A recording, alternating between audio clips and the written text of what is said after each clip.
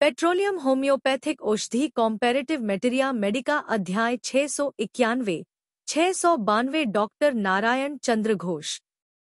कोलोय 1 भाग तेल को 66 भाग अल्कोहल में गलाकर इसकी 2x शक्ति तैयार की जाती है।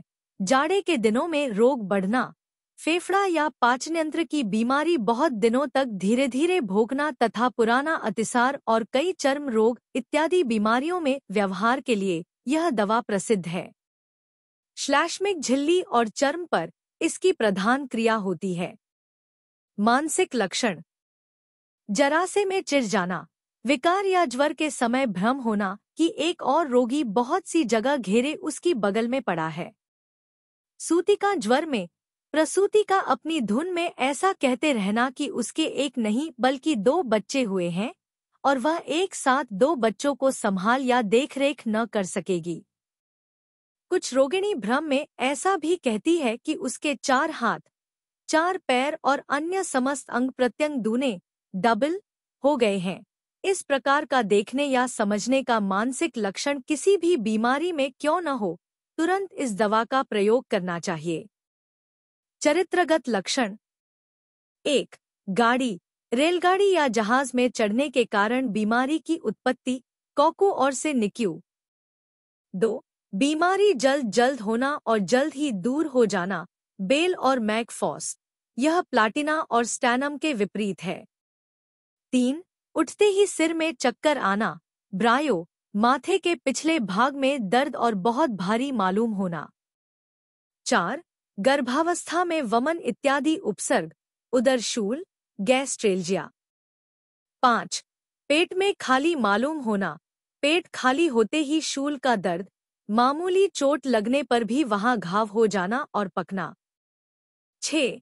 हाथ का चमड़ा फटना या सोराइसिस, विचर्चिका, हाथ की चमड़ी रूखी हो जाना, उंगलियों के पोटुए फटना, उनमें दर्द होना, शीत ऋतु में चर्म रोग बढ़ना। 7. हथेली और तलवे गरम और उनमें जलन होना। 8. स्त्री और पुरुष, जननेंद्रिय में पसीना आना। 9. उपदंश की गौण अवस्था। 10. सिर्फ दिन के वक्त अतिसार के दस्त होना और रात को बंद हो जाना।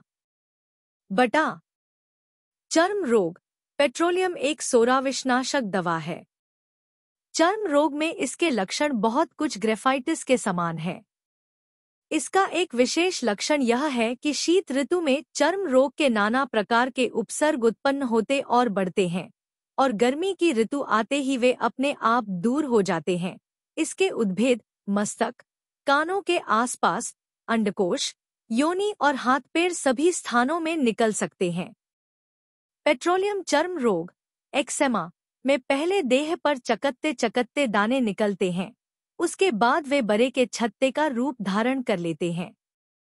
इसके सिवा इसमें पहले आग में जलने के फफोले जैसे एक प्रकार के उद्भेद निकलते हैं, बाद में वहां घाव हो जाता है, पीप निकलती है और पपड़ी जम जाती है।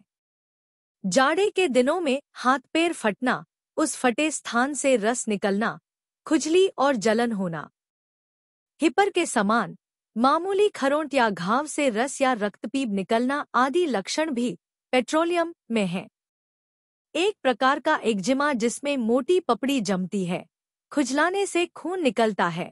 अगर यह जाड़े और बरसात में बने और गर्मी के दिनों में धीरे धीरे घट जाए तो डलकामारा से फायदा होगा। ज्यादा गर्मी या ज्यादा जाड़े में वृद्धि, एंटिम क्रूड।